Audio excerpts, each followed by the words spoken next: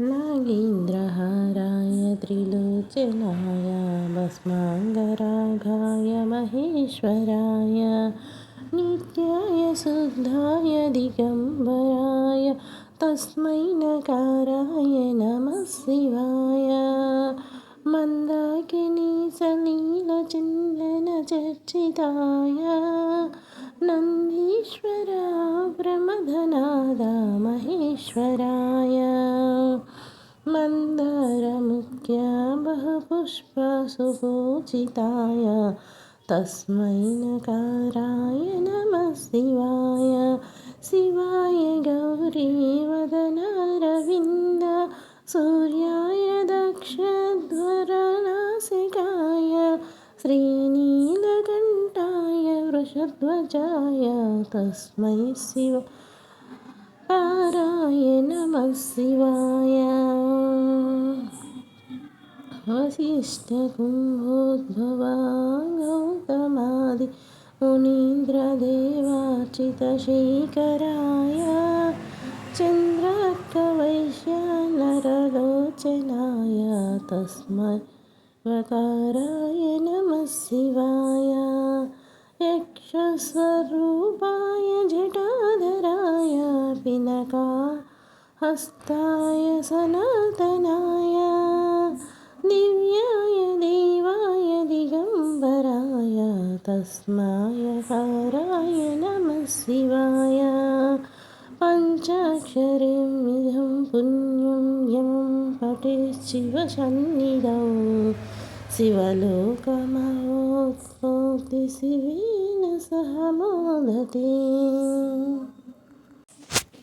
नागेन्द्रहाराय त्रिलोचनाय भस्माङ्गरागाय महेश्वराय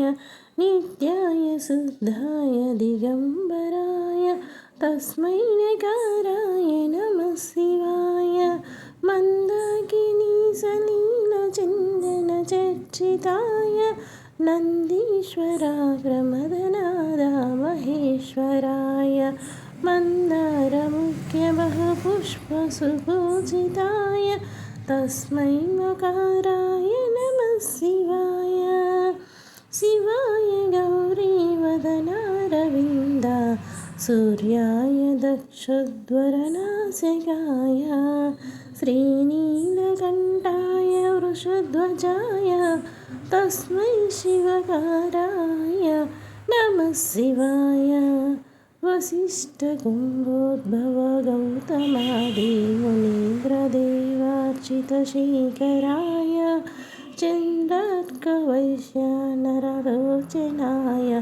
तस्मै वकाराय नमः शिवाय यक्षस्वरूपाय जटाधराय पिनाकहस्ताय सनातनाय दिव्याय देवाय दिगम्बराय तस्मै वकाराय नमः शिवाय पञ्चाक्षरमिदं पुण्यं यं पठेत् शिवसन्निधौ शिवलोकमाप्नोति शिवेन सह मोदते रुद्रं पशुपतिं स्थाणुं नीलकण्ठमुमापतिं नमामि शिरसा देवं किलो मृत्युं करिष्यति कालकण्ठं कालमूर्तिं कालाग्निं कालनाशनं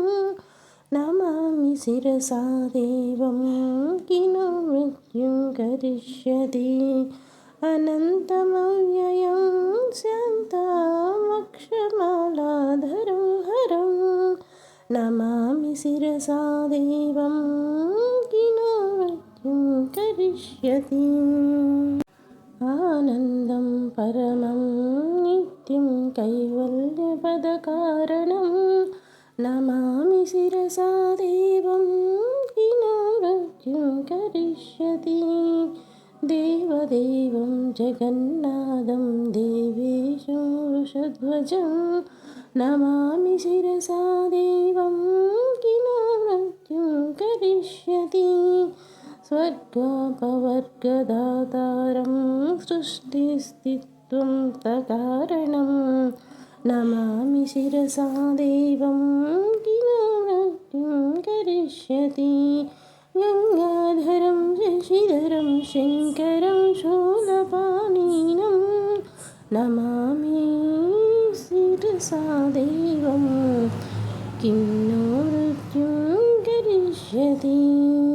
भस्मधूलिता सर्वाङ्गं नागाभरणभूषितं नमामि शिरसा देवं किलो मृत्युं करिष्यति मार्कण्डेयकृतं स्तोत्रं यं पठेत् शिवसन्निधौ तस्य मृत्युभयं नास्ति सत्यं सत्यं वदाम्यहं शिवेश महदेवा वासुदेवा सदाशिवा कल्पयुर्देहि मे पूर्णं यावदायुररोगता।